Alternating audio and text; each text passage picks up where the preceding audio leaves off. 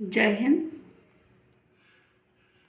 विनती सुनिए नाथ हमारी, विनती सुनिए नाथ हमारी। हृदयेश्वर हरि हृदय विहारी, मोर मुकुट पीतांबर धारी। विनती सुनिए नाथ हमारी। इन्हीं पंक्तियों के साथ कक्षा नवम के बच्चों को कविवर संत कवि रैदास के दूसरे पद को लेकर आज हम उपस्थित हो रहे हैं। इस पद में जैसा कि मैंने आपको ये पंक्तियां आपके सामने प्रस्तुत की, उसमें आपने क्या महसूस किया होगा? विनती, याचना, निवेदन, आत्मनिवेदन।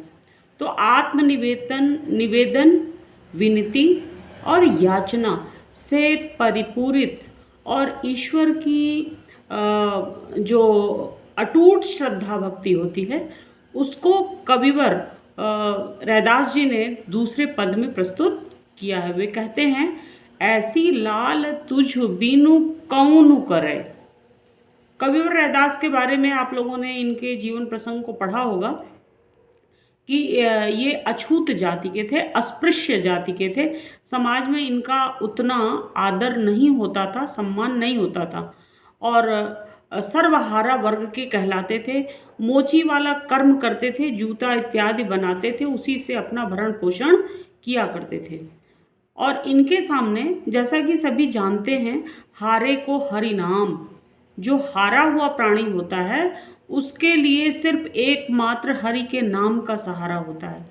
तो ईश्वर के प्रति, अपने निर्गुण ब्रह्म के प्रति पूर्ण रूपेण समर्पित होते हुए रैदास जी ने कहा कि हम जैसे तुच्छ प्राणी को हे परमपिता परमेश्वर, आपने अपनी वत्सलता, अपने मातृ पितृ जो ममत्व का भाव है, उस ममत्व के भाव से आप मेरे सम्मुख उपस्थित हो रहे हैं।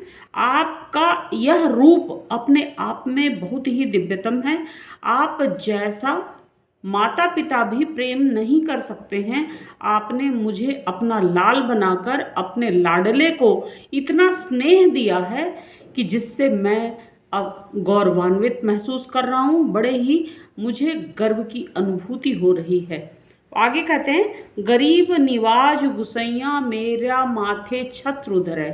हे परमपिता परमेश्वर, परमेश्वर की विशेषता को प्रस्तुत करते हुए वे कहते हैं कि आप तो गरीबों के संकटों से उसे मुक्त करने वाले हैं, गरीबों का उद्धार करने वाले हैं और सबसे बड़े गोस्वामी एवं गरीबों के नाथ हैं। दीन बंधु दीनानाथ, दीनन के हितकारी हैं, दीनों पर दया करने वाले हैं। आपकी कृपालुता अपरंपार है।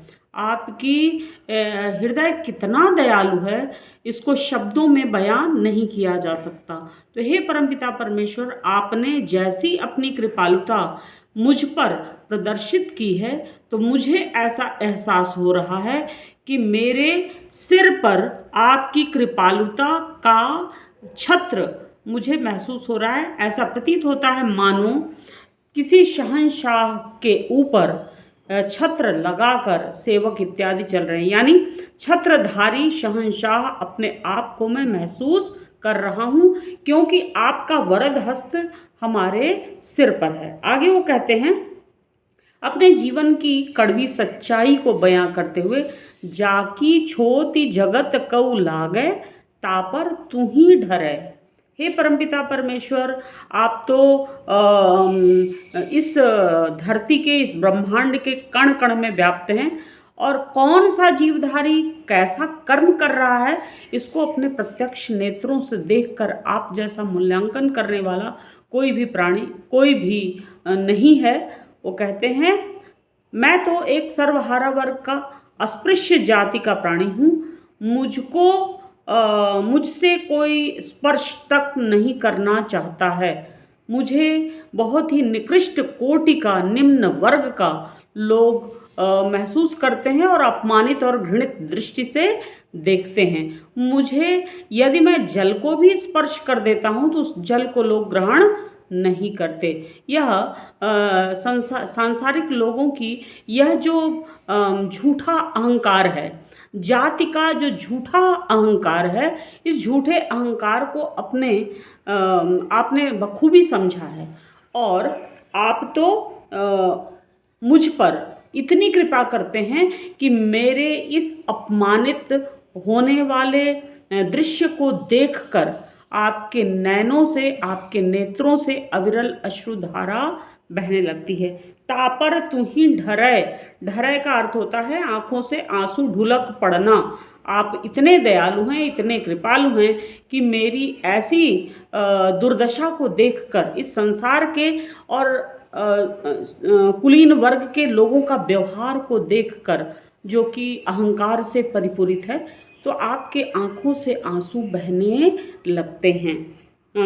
फिर आगे कवि का यह कहना है, नीचहु ऊंच करे मेरा गोविंदु काहू से तू न डरे।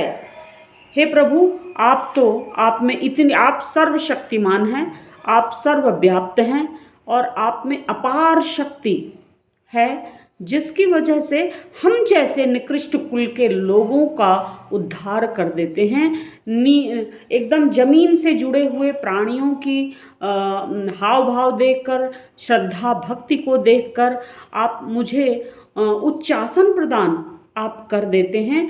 इसके लिए मैं आप का आभारी हूँ, हृदय से आभारी हूँ।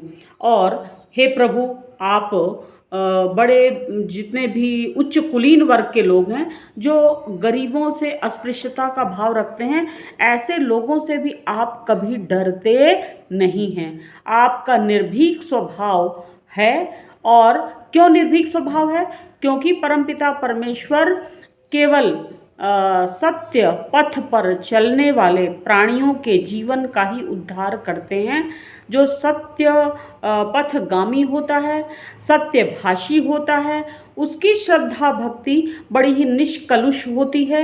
वह निस्वार्थ भाव से ईश्वर की भक्ति करता है। उस भक्ति से प्रभावित होकर आप उच्च कुल वाले लोगों से भी कभी डरते नहीं हैं। आगे कवि का यह कहना है, नामदेव कबीरु तिलोचन साधना सैन उतरै। हे प्रभु, मैंने अपने इस जीवन में, इस कलिकाल में, मैंने बहुत निम्न वर्गीय समाज के साधकों का उद्धार होते हुए देखा है, जैसे नामदेव, उसके बाद कबीरदास जी का नाम आता है, एवं त्रिलोचन, साधना, इन सभी लोगों ने हमारी ही तरह अटूट आप पर विश्वास करके श्रद्धा भक्ति के भाव से अपने जीवन को व्यतीत कर दिया। उनको आपने भवसागर से पार उतार दिया। हे प्रभु, उन्हीं की भांति मेरे भी जीवन की नौका की डोर आपके हाथों में है।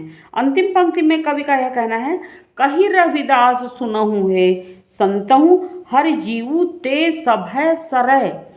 कविवर रविदास कहते हैं कि तू कहता पोथिन की देखी, मैं कहता आत्मा की देखी। आप पुस्तकों की बात करते हैं, मैं अपने अनुभव की बात करता हूँ। हे संतों, जिस प्रकार की भक्ति, प्रेमा भक्ति, रागात्मक भक्ति, श्रद्धा भक्ति से मैंने प्रभु का दर्शन किया और प्रभु का वरद हस्त मुझ पर, मेरे सिर पर मैंने उसको महसूस किया,